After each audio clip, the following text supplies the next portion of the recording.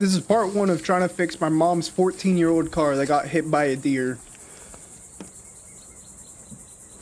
After sitting for a while, the car would not start, so I had to diagnose it, and after trying to turn it on, the starter actually smelled like it was burning, so that's when I recommended a starter. Also needed a battery, so this is what I'm doing right now. You can see me kind of struggling with it.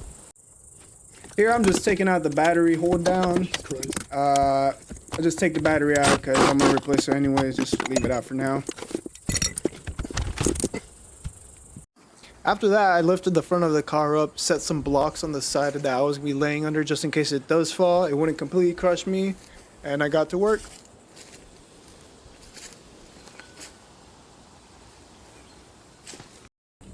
There's a heat shield on the starter with 2 different bolts, and then there's 2 bolts in the back that are holding it on. So the bolt closest to you right here is just a simple 13 mil. You can get a 1/4 inch ratchet and just get the rest of it off by hand. And then the back bolt is a 15 millimeter. It is a little tight at first, so just be careful, but once you break it loose, the rest of it should just come out fairly easily.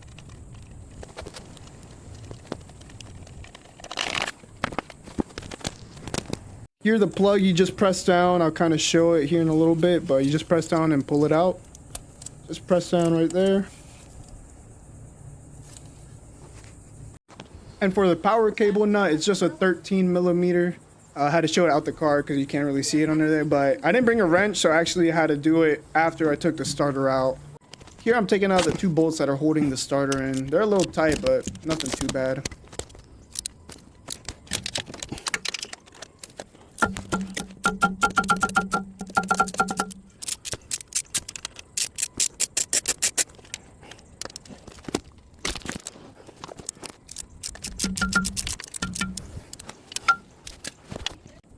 Here I'm just taking the rest of the 2 bolts out by hand, and I'll be taking the starter out.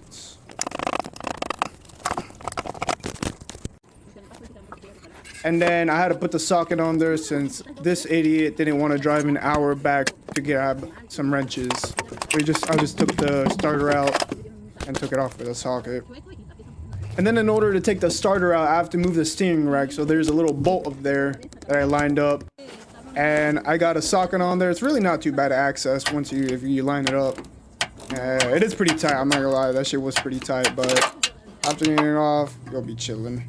I forgot to record the rest of it. I took it out. It literally just pulls off. It's not too bad. Right after that, I decided to go match the old part with a new part. And would you guess? The corner was broken. So I had to go and pick up a new one. That's what it should look like. Here's me running the bolts back in. I did line the power cable back up first. I hand tightened it when it was in place to where it couldn't move. Brought the starter back down, tightened it with the socket, and now I'm putting it in case you guys are wondering.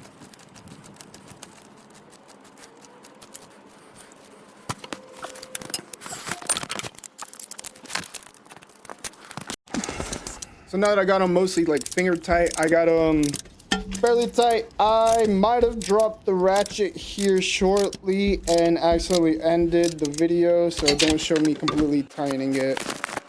But after tightening that is whenever I realized I can set my phone up in a spot where it's actually going to record without me having to hold it, making my life 100 times easier, but it's all right.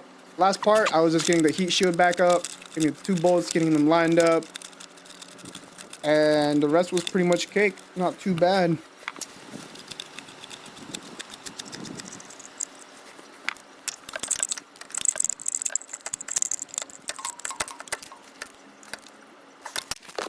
After all that's said and done, I'm just putting the battery back, putting the hold down on, tightening that.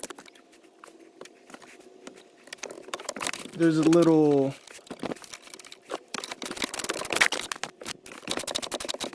tightening the positive, putting the negative back on.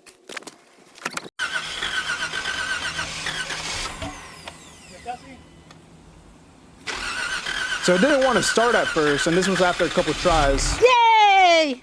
I had to keep that in the video, but after a while it actually worked. It kind of sounds like shit, but that's how it ran before. which is what my mom said, so I just ran with it. But I did notice that after running for a while, the fan, whenever I would turn on, get up the temperature, it would start hitting with the radiator. So here I'm taking a video show the condenser and the radiator. Both of them were pretty hit. And so the next day I had to actually go to the junkyard and try to get as many of the things I could, being the bumper, the core support, headlight, condenser, radiator. And obviously, I mean, of course, it rained on the way there. But as soon as I got there, like 15 minutes later, it was fine. It was perfect. Still hot as shit, but not too bad. This was the first charger I found. This shit was stripped. Luckily though, this was the second one I found. I was talking, so I didn't mute it, but I need that condenser. I need that core support, and then I don't think I pointed at it. I need the headlight, a couple things. And then here, I just set my phone down to do a little time lapse, and me just kind of taking everything off. Here I do a little time lapse, so enjoy the sweet music.